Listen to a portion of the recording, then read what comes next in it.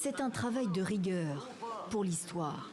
La police scientifique ukrainienne poursuit son inventaire dans la forêt d'Izium, dans l'est du pays, aux côtés des secouristes chargés d'exhumer les dépouilles. Ils sont à la recherche de tout indice permettant d'établir les circonstances des décès. Ici, un homme, mains liées, pantalon baissé. A-t-il été torturé? A-t-il été exécuté? Et combien comme lui? Les autorités ukrainiennes font état d'atrocités. Elles accusent les Russes qui démentent. Le jeune procureur de Kharkiv se montre prudent.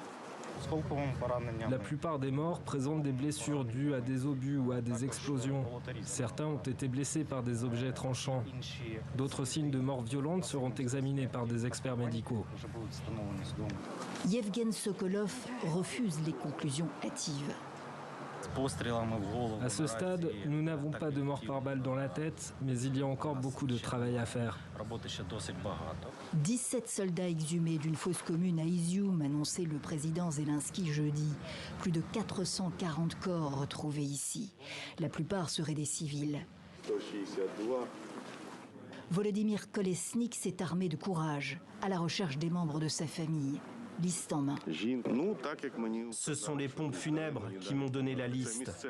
Ils ont mis les corps dans des housses et les ont enterrés, sans cercueil, sans rien.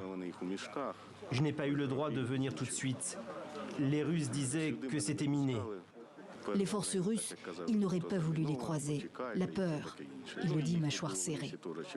Depuis leur fuite face à la contre-offensive ukrainienne, il peut enfin faire ce qu'il doit faire, mettre des noms sur les numéros.